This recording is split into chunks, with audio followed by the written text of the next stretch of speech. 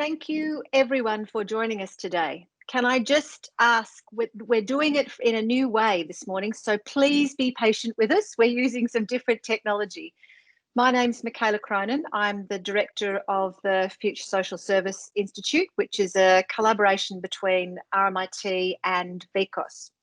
I want to open this fireside chat before I introduce our fabulous guests by acknowledging that we're meeting on Aboriginal land today, wherever you may be, whether it's in lockdown in stage 4 in Melbourne, in regional Victoria or interstate. I'm on the lands of the Wadawurrung people of the Kulin Nation, and I want to pay my respects to their elders, their culture, their young people and emerging leaders, and acknowledge the work that we all have to do in working with them to overcome the intergenerational trauma that they have experienced and to help create the conditions for them to be empowered to lead their own way out of the impact of what has occurred in this country, and to acknowledge that these lands have never been formally ceded. And I think that's incredibly appropriate given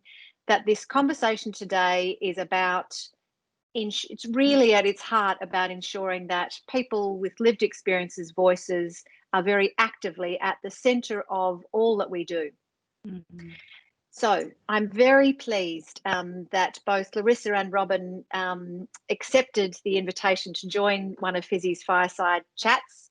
They are both dear friends and colleagues who have incredible wealth of experience and expertise in this area. I'll start by introducing Robyn Martin. You've seen her bio on the introduction, so I'm not going to go into it in detail, but what Robyn brings to this conversation is decades of social work practice and teaching, practical and research experience in trauma, violence, abuse, homelessness, and other aspects of social service care. She's currently the Dean, the Associate Dean for Social Work and Human Services at RMIT. She moved over to take up that role from Western Australia in December, right at the end of the academic year last year. And who knew what you were coming into, Robyn, with fires and pandemic and everything else that's come down on us. So thank you very much for joining us today. Thanks, Michaela. Larissa Hjorth is a distinguished professor at RMIT. She's a digital ethnographer, a socially engaged artist, and the director of the Design and Creative Practice Research platform at RMIT. And I have to say, it was one of the happiest moments in my time at RMIT when I discovered Larissa. She is a fabulous colleague and has helped me understand the place of how to make the best use of research and academics at RMIT. She is extremely well published with over 100 publications on the topic and on this topic, and has led 20 national and international research projects across the region and Australia. So thank you very much for joining us today, Larissa and Robyn. So I'm going to kick off this conversation by asking you both to talk to us about what is co-design? What is it? What are the important elements of it from your experience and practice? Would you mind kicking us off, Larissa? Yes, thank you. And thank you for that wonderful introduction as well. That was wonderful. And I was just thinking, firstly, I just wanted to say to Robyn, as Victorians, we have really put on a show for you in terms of welcoming you. We had bushfires, now we have a pandemic. So you may want to talk about that later. I mean, co-design is a really interesting concept, and it is used in many different ways. So I'm going to talk through some of the ways that I understand it. And I think part of this conversation is to really flesh out those different ways in which it gets interpreted and utilised, because there's no right or wrong way in understanding co-design. So it is a process, and it is generative, it is exploratory, and it's participatory. And I think one of the things that I really enjoy about co-design is it's about embedding the stakeholders from the beginning to ensure that you not only have the right question, but you also have the implementation from the outset, because we can see there's been lots. I've seen a lot of really fantastic research fail to be impactful because it actually hasn't got the right stakeholders on from the outset. And I think one of the some of the kind of core things that co-design does really well and is really important, particularly given the current pandemic, is that it really does put care and reciprocity at the centre of what we do. And so it sees research not as an extraction, but actually as a process of care. So often some of the first questions that are asked are, rather than thinking, is actually about thinking about how the research can be useful and implemented by the participants after the researchers leave. So it's really about that longer journey of ideas and discussion to implement social change. But there are some core, core principles that often get utilised when thinking about doing co-design, and they are being inclusive, being respectful, being participatory, iterative, and also outcomes focused.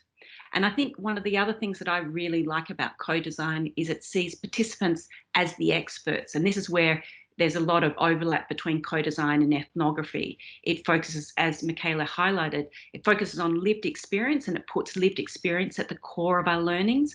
And it also acknowledges that participants are the experts in these understandings. Thanks, Larissa. Robyn? Sure, thank you, and thanks for the introduction, Michaela. And yes, thank you for the welcome to Victoria, much appreciated.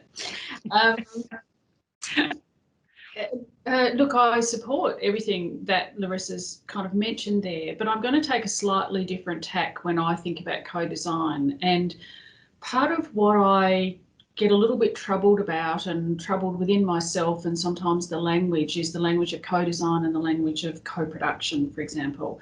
And I think one of my key learnings has been to see the distinctions there. So I might just quickly speak to co-production and then come back to co-design, because all of these ideas have, for me, their history in good public policy and citizen involvement. So it's interesting to think about the history of the ideas. But as Larissa says, it's this idea that the people with the experience, who are living the experience or experiences, are actually the experts.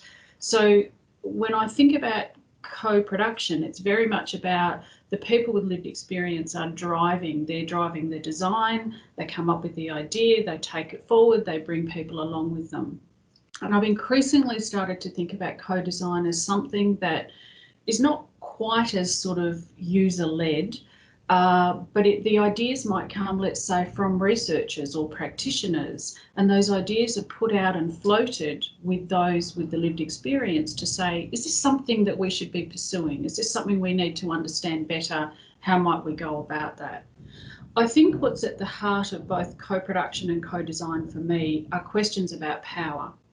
And they're questions about voices and experience which are silenced or subjugated or put to the side. And I think these co-processes are about putting those at the centre, and they're about privileging them, and they're about understanding our relative privilege as well. So if I think about myself as an academic or a social work practitioner and a white person on Indigenous land, what are the privileges that I bring and the associated kind of power and access to power that I might have in those conversations?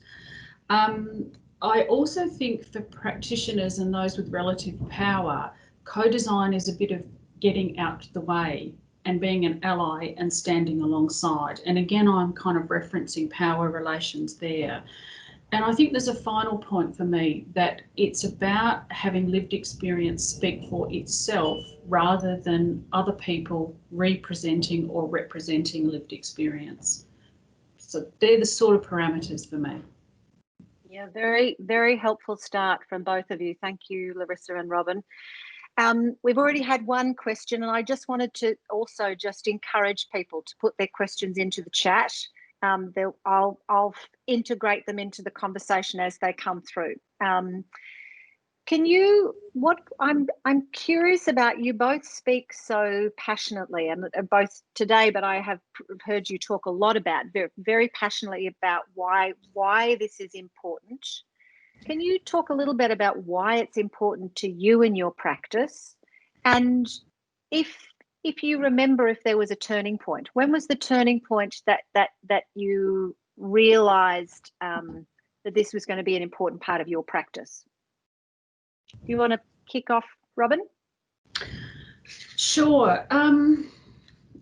I've reflected on this a bit, and again, I think it comes back to my particular interest around power and power relations. And I was kind of tracing it back, and I grew up in a family. I was very fortunate to grow up in a family that was a very political family. It was relatively embarrassing as a child and a young person, I have to say, but it instilled something in me around justice and injustice. And so at the heart of it for me is there's a deep injustice when we don't hear from those experiencing the issues. So that's kind of it's genesis in a sense for me. And then, you know, I became a social worker. What sort of surprise is there in terms of my family of origin?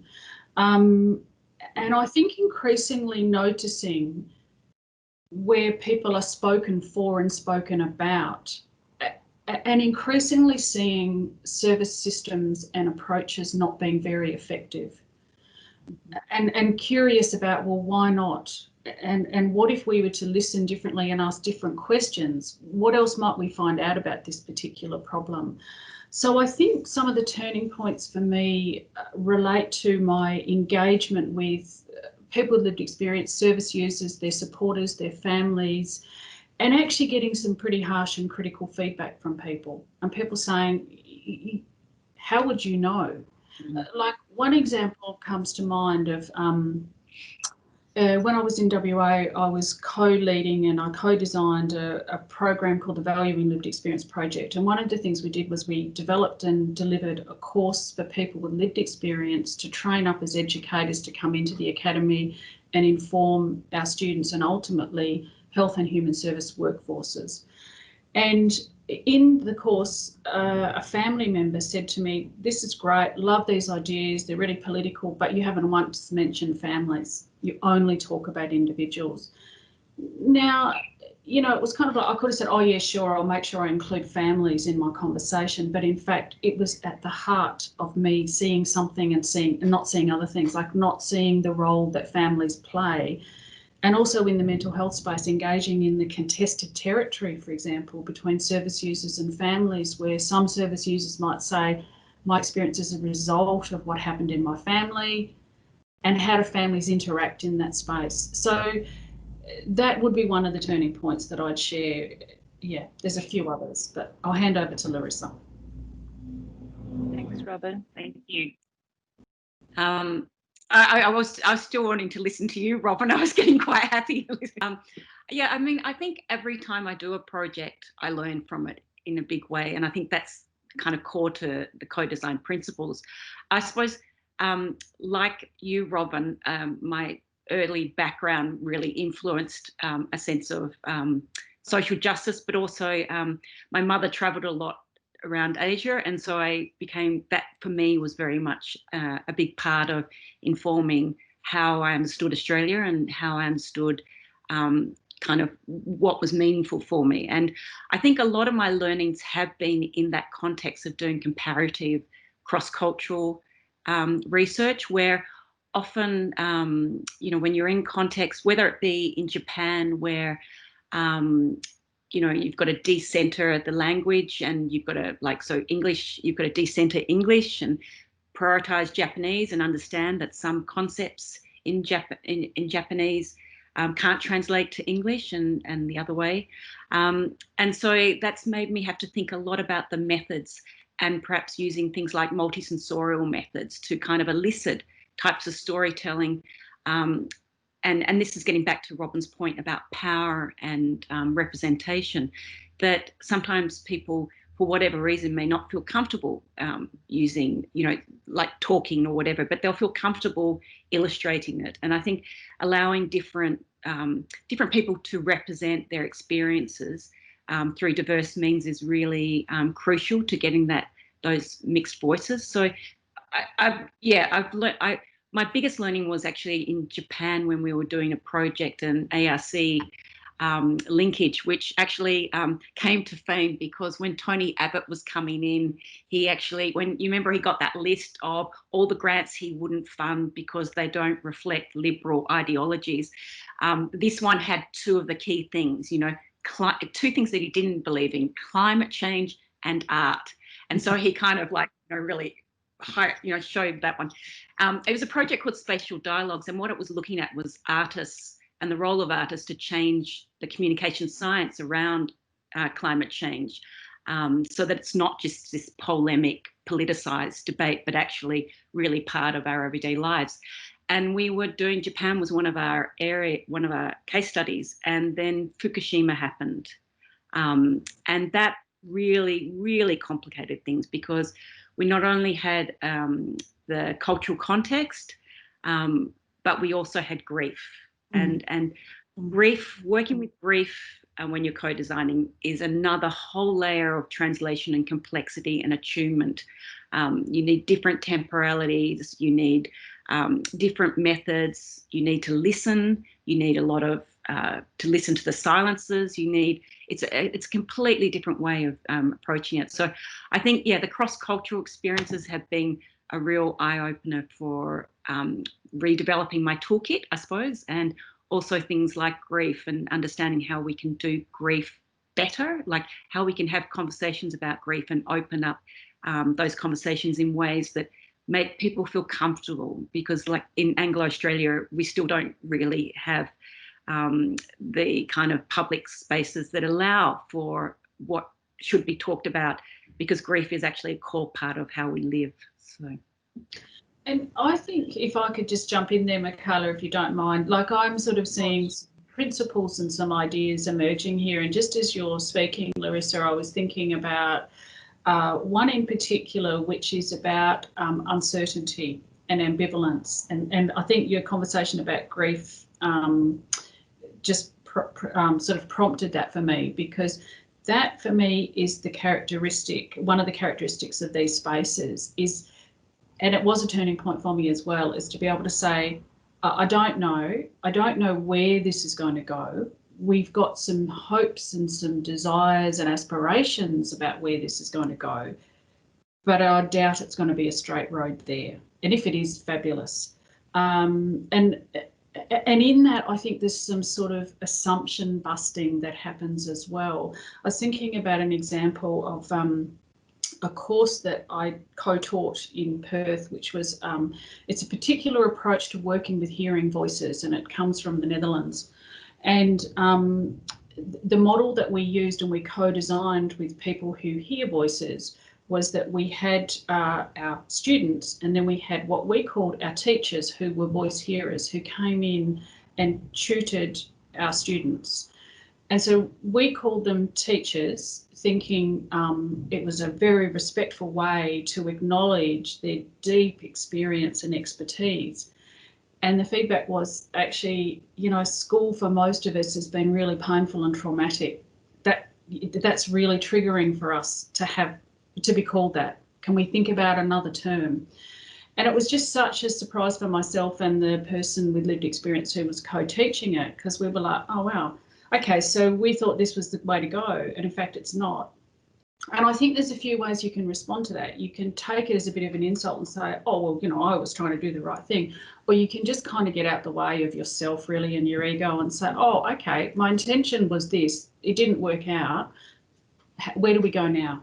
What's the language? And what they ended up calling themselves tutors and mentors, but they said to us, there's not one term that's going to fit us all, so you'll just have to deal with that uncertainty. And it's kind of like, well, I think we can, you know, and I might get it wrong sometimes, so, you know, I'll apologise if I do.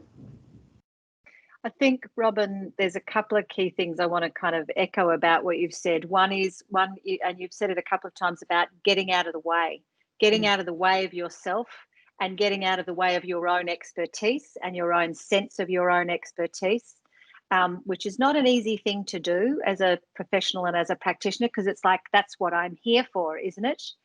And the other is uncertainty, because if you are really going to be listening and led by others, then there's that can be quite anxiety provoking in terms of control, giving up control. It's about power and control, and that it is uncertain where it's going to go. When I was a young social worker, we ran a group for young women who used self-harm, and I went and looked for the book, Larissa, the other day after we were talking about the Big Anxiety Festival, and I remembered when I found the book that we'd had this discussion about co-authoring. This is more than 20 years ago, and that the organisation that was funding it had a real issue with us. We advocated very strongly that the young women in those groups, in the group, co-authored the book, but it was not as well accepted a framework as it is now. And I'm very proud that their names are all on the front of it. There was actually a question before about that, about government and systems, and saying that they want co-design, consultation, co-production, participation, but do they really want it, and what does that look like? And I think, yeah, I'm curious about both of your reflections on that. For me, possibly not is my shorthand answer, but that's where I think our responsibilities lie in terms of holding the line, advocating, pushing back against predetermined agendas and outcomes. So I think this work has a kind of advocacy stance associated with it. It's more than being in the process. Yeah. Larissa?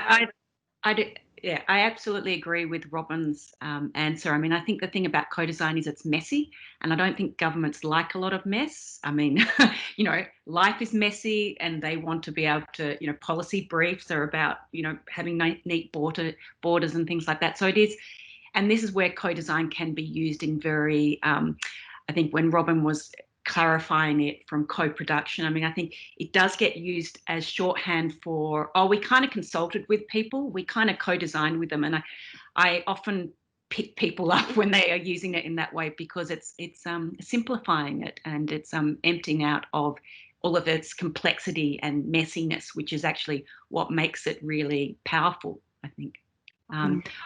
We've got another question here from Caroline about community groups. So she's doing a community project with people who were in the bushfire area. So could I maybe try and answer this one first and then hand over to Robyn? We've got actually a fantastic expert at RMIT, Yoko Akamara, who did a lot of work about community resilience with Black Saturday. And I know that RMIT has just now, after the bushfires, we actually restarted the disaster network to actually, you know, bring together those capabilities again. Because I mean, with a pandemic, everyone's been focused on the pandemic, but actually there's a whole lot of grief. You know, I mean, the people in the bushfire areas are now having this kind of double layering of grief in terms of, you know, the kind of the phenomena. And I think one of the key things looking at Yoko's work, and then the work that really inspires me in looking at co-design with bushfire communities, has been the idea of using co-design to kind of probe some of the kind of uncomfortable, awkward material that needs to be explored for people to actually then be able to understand what the community's gone through, but also to have dimensions of creative practice in there to actually give people a sense of hope. So we did a workshop with some participants earlier this year, which Yoko co-led with Caitlin as well, which looked at smartphones during the use of smartphones during the bushfires. And one of the great things about when you ask somebody to tell you about their media practice, you're actually not asking them about technology, you're actually asking them about this, you know, social relationships and intimacy.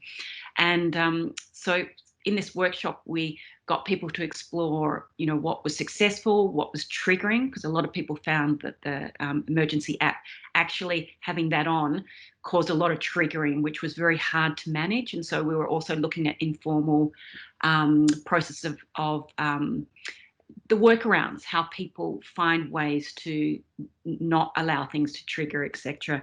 But one of the key things was, after we'd gone through, kind of exploring some of the dimensions of the grief, it was really important that people were able to walk away with some hope in that piece. And I think this is where we got them to design a whole lot of postcards about what they would give out to people to make them feel better. So it's like they actually take the lead in kind of being champions for hope during this period of actually great grief. And that's something really, I think, is really important about workshops, is actually allowing people to walk away with something where they feel they contributed, and they actually then feel it's going somewhere to kind of changing things. And I think that social change dimension is really core to, like people will say to me, oh, do you need to use vouchers and things like that? And I'm like, no, you don't use extrinsic motivators. If somebody believes in this, they will come along, and it will be an intrinsic motivator that will actually, that's why they're there, and they want to help. They want to be part of that social change journey. I think the other thing I'd like to add to that, in terms of the question around what is it that government wants, I think part of it is also our responsibility around, it takes longer. It takes longer, and that needs to be factored into any program and planning, that to genuinely listen and engage means processes that require listening and extra time. We're getting some great questions through, so I'm just going to pick a couple of them. So there's a question from Kim, thanks Kim, around best practice ideas in terms of engaging hard to reach groups of people. So working with asylum seekers and refugees who are possibly fearful of engaging with researchers, and the very sensitive topics that you've both talked about. So can you talk about your experience, both of you, with that, how engaging hard to reach groups, and tips? I think there's some people wanting some practical tips in their work. Yeah. And look, my answer also responds to that previous question about how to start in connecting community groups in terms of bushfire and bushfire impacts. And it actually picks up the question about in government as well. So it's a little bit of a kind of, bringing it together, but picking up on this idea that this takes time. The reason it takes time is that what we might have thought was a good idea, and this does go to the hard to reach groups, might not be a good idea for the community or the group of people. And so it starts with a sort of very exploratory, we were thinking that there could be some value in connecting communities. I'm just going to use that example. Is that what's most important for this particular group? Now, in terms of reaching groups who very rightly so may be suspicious of engagement, it means that I think you need to use multiple systems and technologies to engage with people. So the question could be in a social media post. We had this idea, but we don't know if it's a good idea. What do other people think? And that starts to open up access. And I think it starts also with a really deep acknowledgement and respect for why some groups don't want to be reached. And my strategy around that has been to demonstrate my trustworthiness with people in those groups or those communities. And sometimes that takes a really long time. I'm thinking about some work I've done with Indigenous people, people who spend a lot of time in public spaces, are homeless, are experiencing other health issues, and the ways in which you can demonstrate trustworthiness. And sometimes it'll take 12 months or longer. So for me, it's part of the process. It's part of being corrected by members of those communities or those groups, being reprimanded sometimes about not getting it right, and being humble enough to say thank you for taking the time to give me that feedback. And also to hear from some groups, actually, we're not going to open the door. This is not something that we feel safe enough to do that with, and to be able to walk away and deeply respect that as well. Yeah, very good points, Robyn. Can I just note that we'll be putting out this this is recorded. We'll be putting it out with a newsletter with any of the resources that Larissa and Robyn refer to will be in that newsletter. So we'll get them out to you. I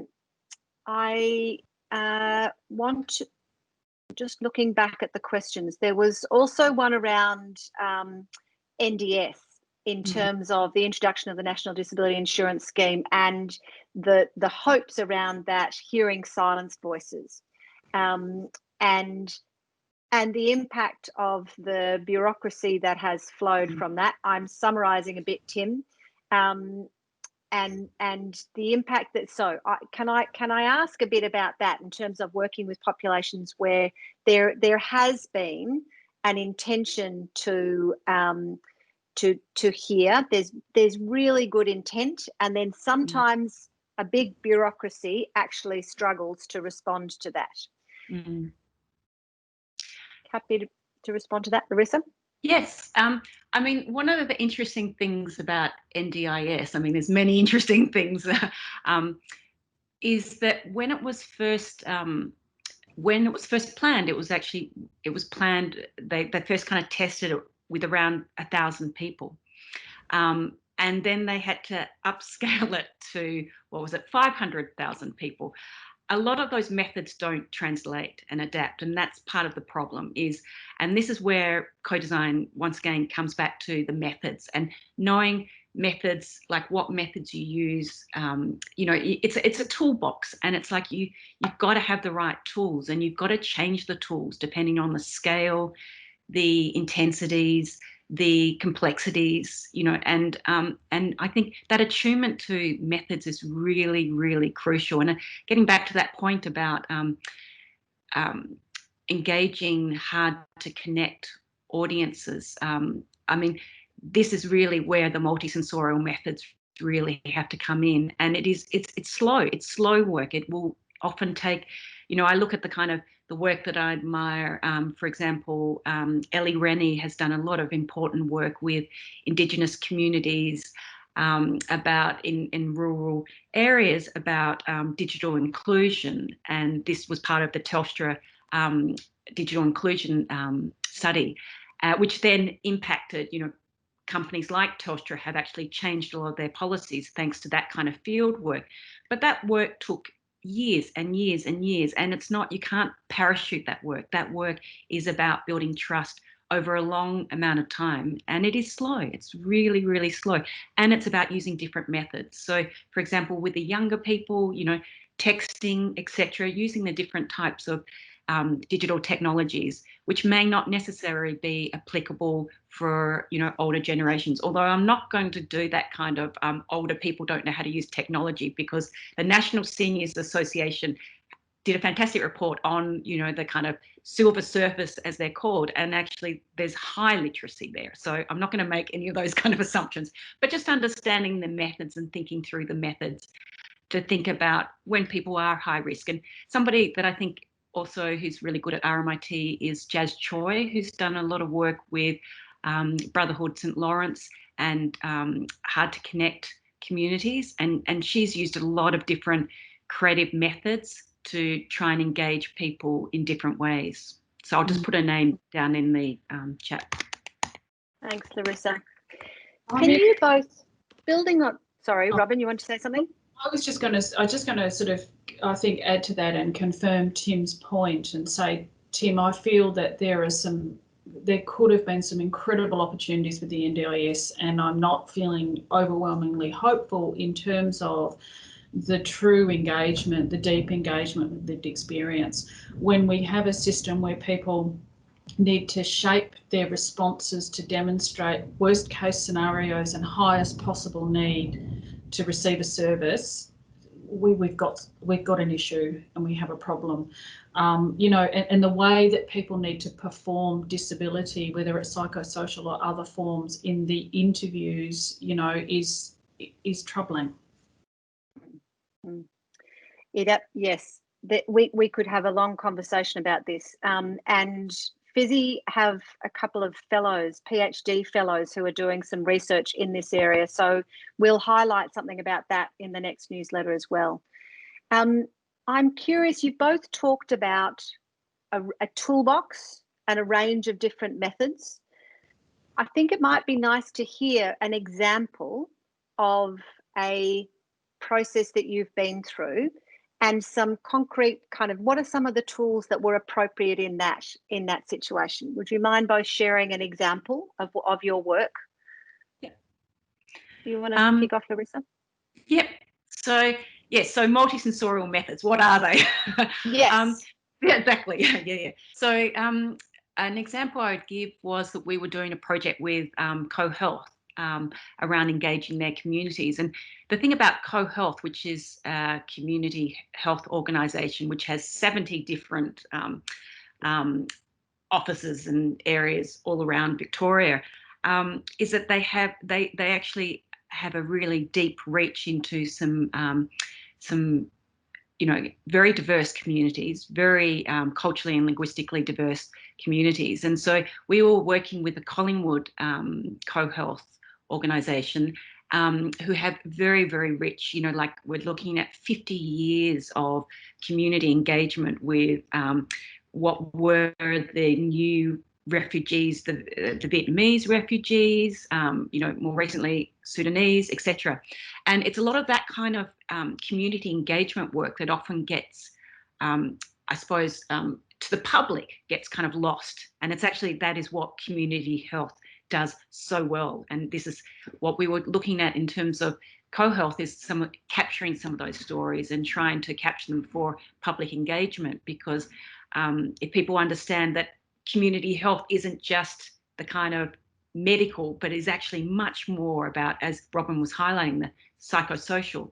So when we were working with the different groups, and there was a lovely group of Vietnamese women of which one of them had been there for 50 years, and she had some amazing stories. And of course we had translators there, but there was, the translation can only do so much. And what really engaged them was we used things like photos. So we brought out photos from the archive where they could actually talk through some of the stories about how CoHealth used to function as this site for, like, politicians used to come and kind of launch their policies there. And the community felt really like that kind of citizen engagement piece. But it was really, when we were working with them, there were some that felt okay about talking to the translator, and that they knew that translator, so there was trust there, which was good.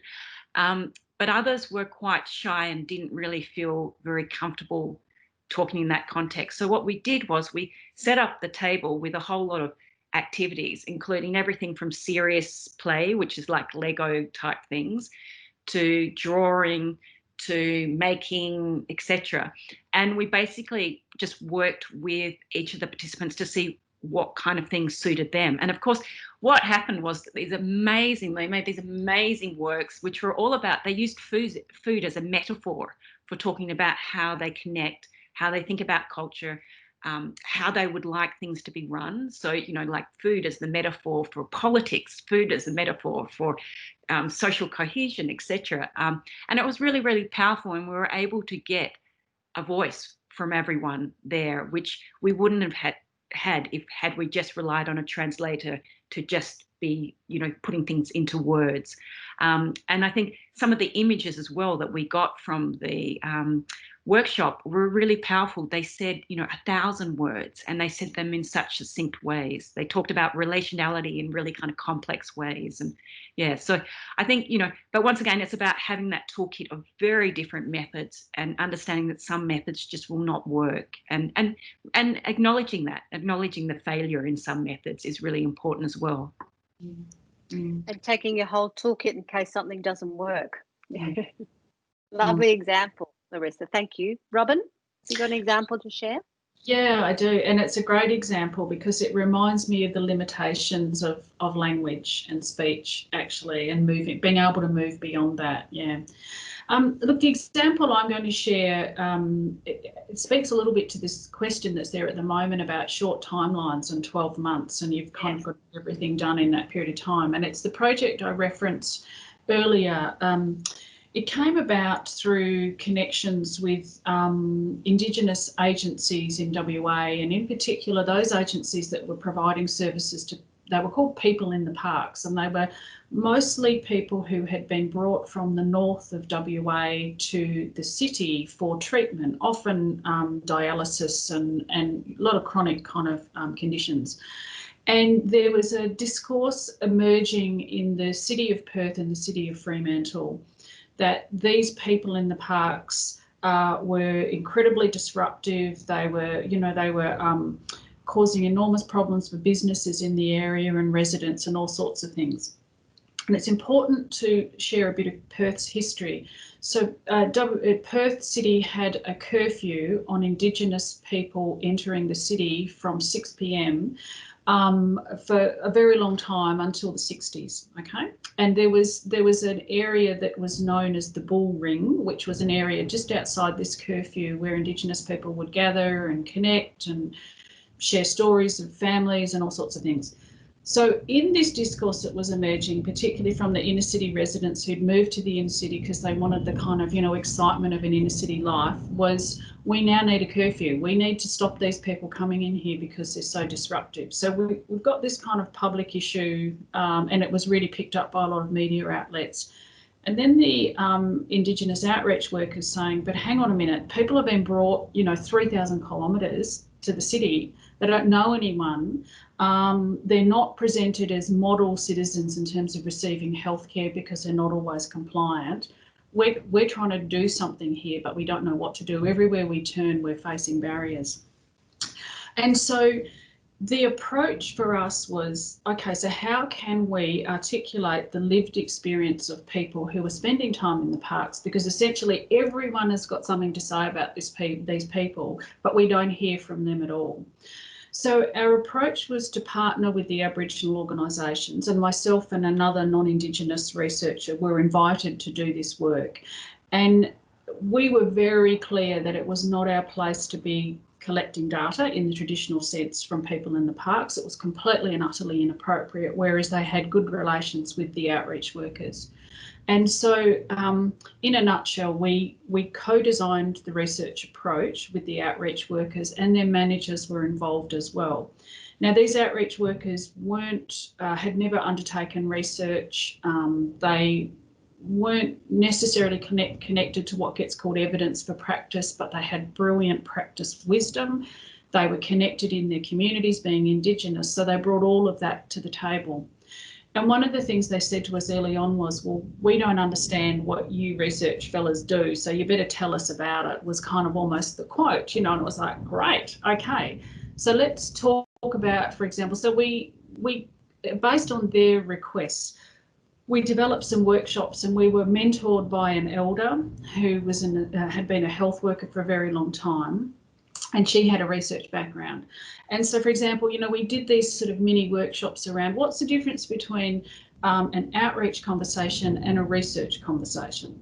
And so we could say, well, it looks a bit like this, and let's say if somebody was a bit under the weather at the time when you're doing your outreach, you'd probably keep it fairly straightforward. We do the same in research, And then we talked about consent, for example, and informed consent.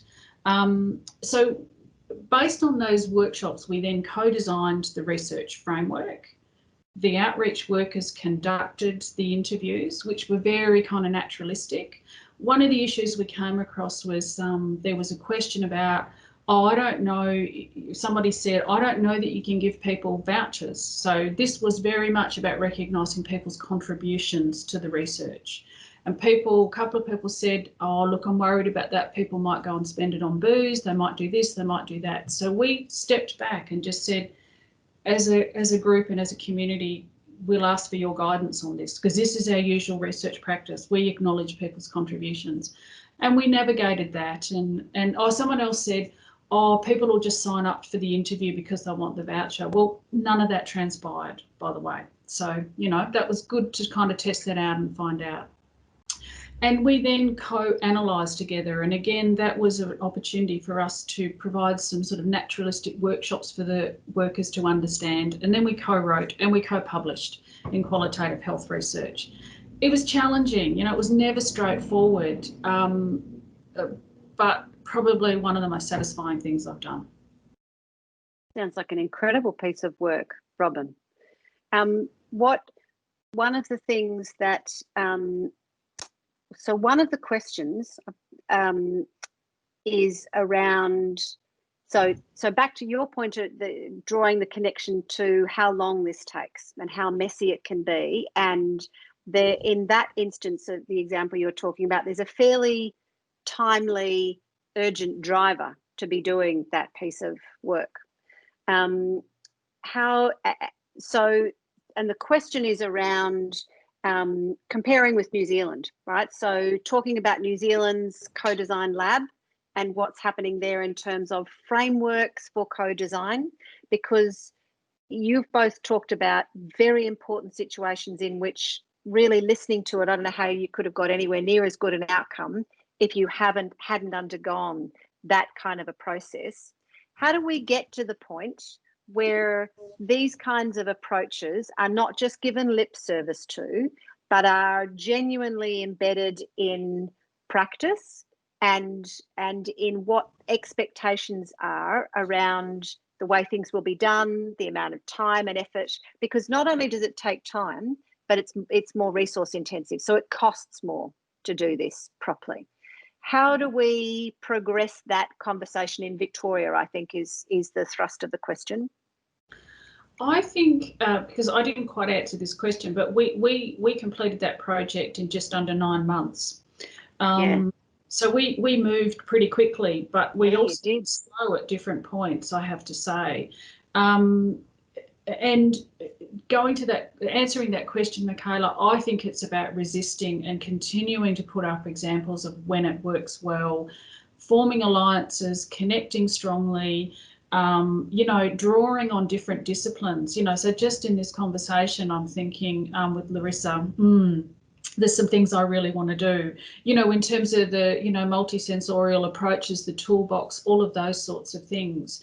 So I do think there's some acts of resistance and keep just holding the line and saying, actually, this does work. This has really good outcomes wherever we can. And I think sometimes there's some ethical decisions for researchers to refuse some pieces of work because they don't fit in these areas. And that has a whole kind of, you know, set of implications for academics and researchers and career progression and all sorts of things that I won't go into, but I'll name them there. And I'll put them there. Yeah. I'd just like to add on to that, the timeline issue, because I think this is it's a key question that comes up all the time, because the Academy rewards and encourages deep research, which is longitudinal, which goes over time. You know, like most of my projects are 3 years, you know, sometimes 6 years, 10 years. And it's like, you know, I grew up watching 7 Up and thinking that's the way that you do research, you know, maybe not with the kind of austere British, you know, kind of I'll give you a man at age 7 kind of thing. But, you know, for me, that's been where, you know, coming back to the kind of core principle of reciprocity, that's where it's really kind of crucial, having that time to build up that trust, that understanding, so that then the research becomes a process of care and reciprocity. And it's really hard when you're looking at a 12-month grant where, you know, pretty much once you've got ethics in, it's like, you know, 2 months down the track, and then, you know, it's really rapid. And I think this is why there's been a lot of innovation around things like rapid ethnography and things like that, because we do, as the Academy speaks more and more to industry, and it needs to recalibrate some of those expectations and some of those methodologies. And, you know, rapid ethnography doesn't just strip ethnography. Do you know what I mean? It's not, rapid ethnography can actually be quite a powerful tool depending on the context. And so, and I'm thinking of, for example, Sarah Charlesworth's work in the aged care space, and where they've used rapid ethnography to look at case studies all across the UK and Canada and New Zealand and Australia.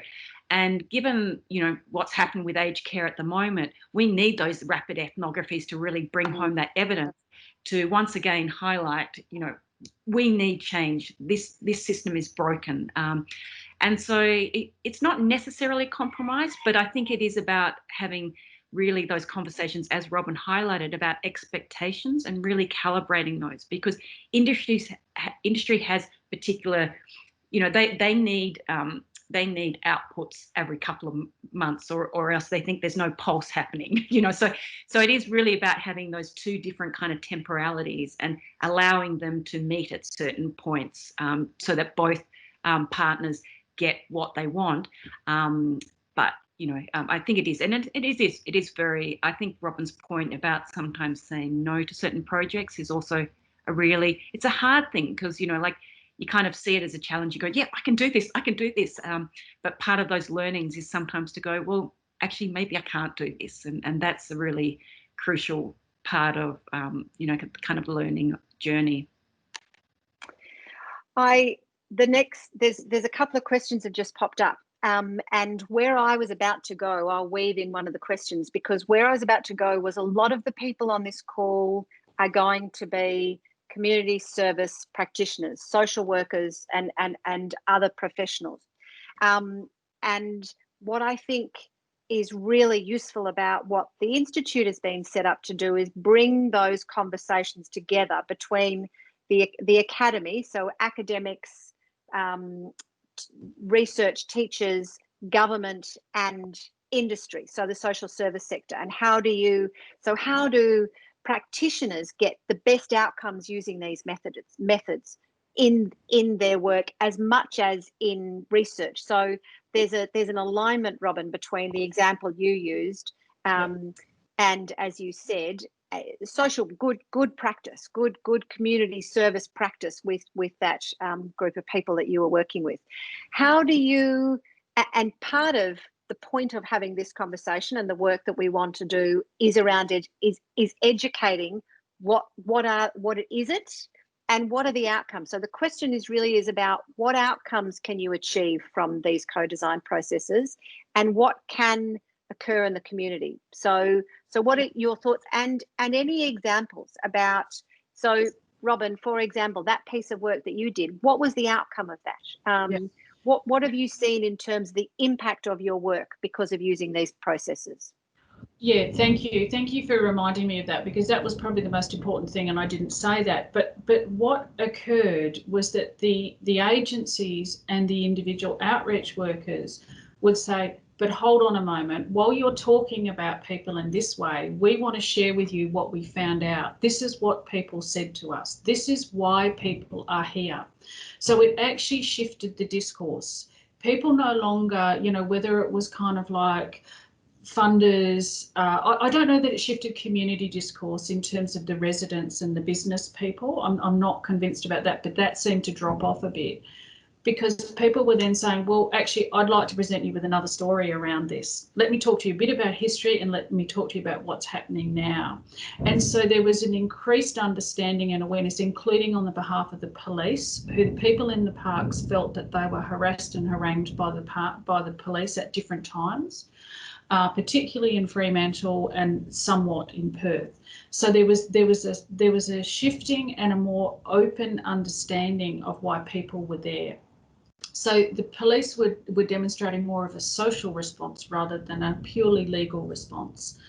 However, I would say this to you, were there any less people in the park? No. So it didn't change anything there. It certainly changed attitudes and discourse, but it didn't change the fact that people were still spending a lot of time in the parks. Thanks, Robyn. Larissa, outcomes of some of the work. We're actually, and we've got about 5 minutes left, so you're going to start wrapping it up. But keen to hear yours. Great. I just wanted to signpost that someone in the comments has done a nice little neologism about what are the outcomes and impact of this co-design process. Prac academics. So love it.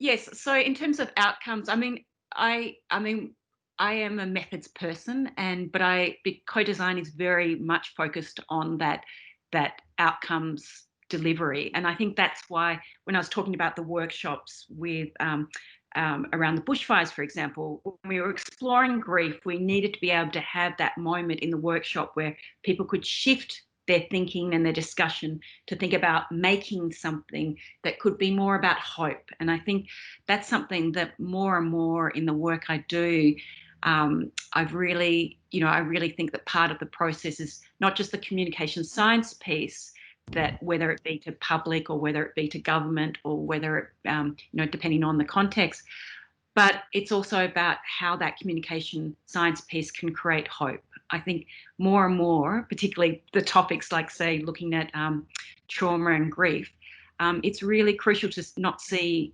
joy as something that is distant from grief. Actually, it can actually be that they need each other. And so a lot of the projects, we've done a lot of projects on social media, so using social media to make work and take some of the kind of findings from the workshop and put it so that then it becomes about distributing to other audiences, so that the people who are outside of that can actually contribute. And so, so just thinking through how digital media can be used in different ways to continue the conversations and to continue that kind of journey and process. So some of them work better than others.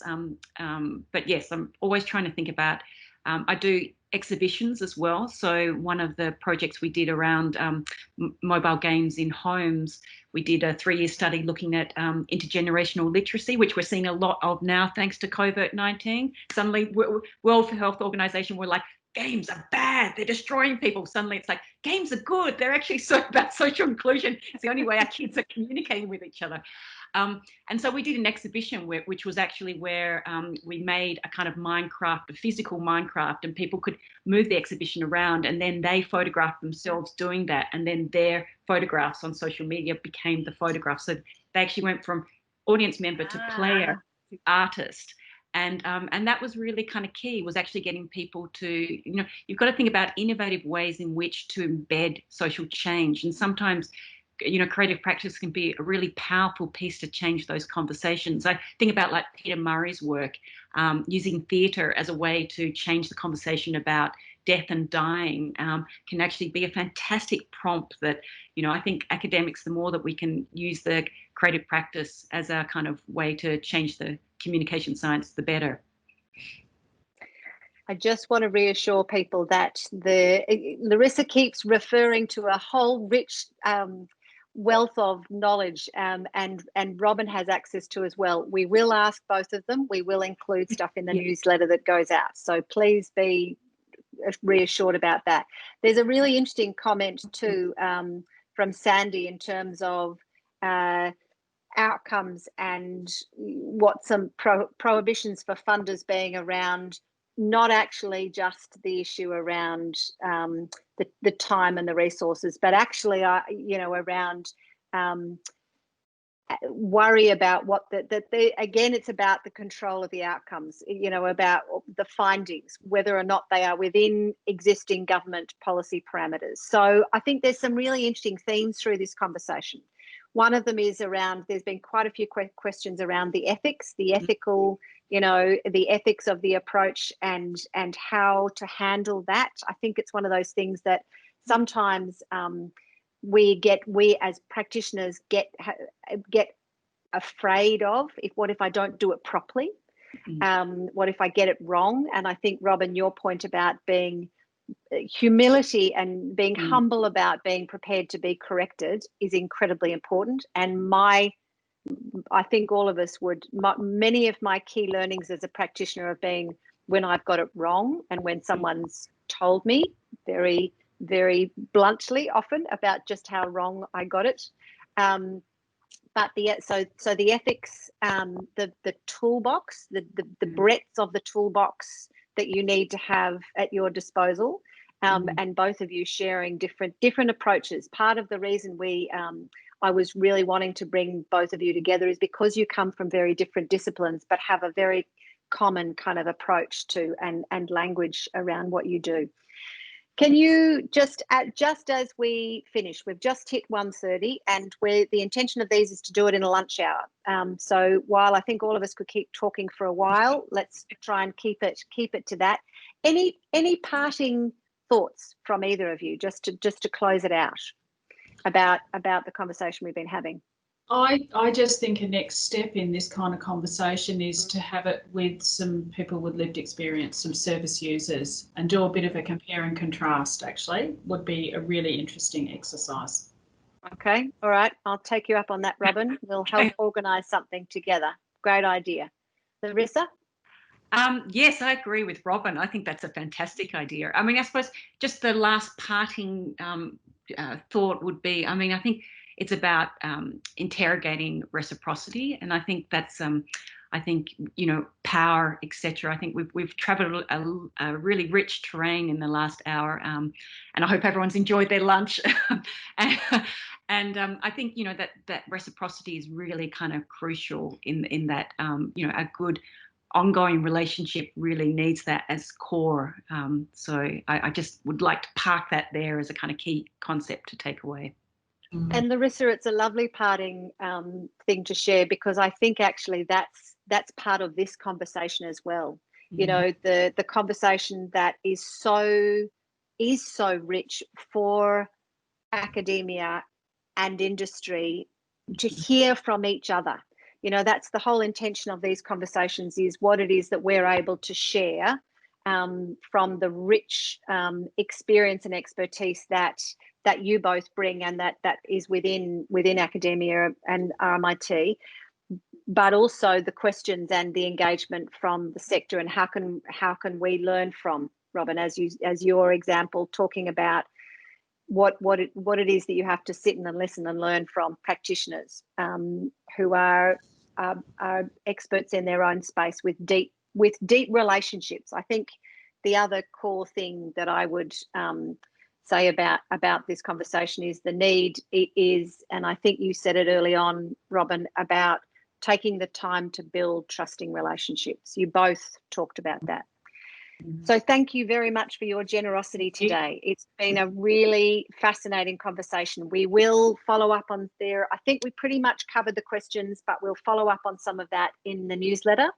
And we'll be gathering ideas from each of you. If you've got any other questions that you'd like us to cover off on the newsletter, please feel free to drop it into the chat, which you can do afterwards, or send us an email, and we'll not only put out a newsletter, but Robyn, we'll have a chat about how we could have a co-design session with people with a lived experience. Yeah, wonderful. Those processes.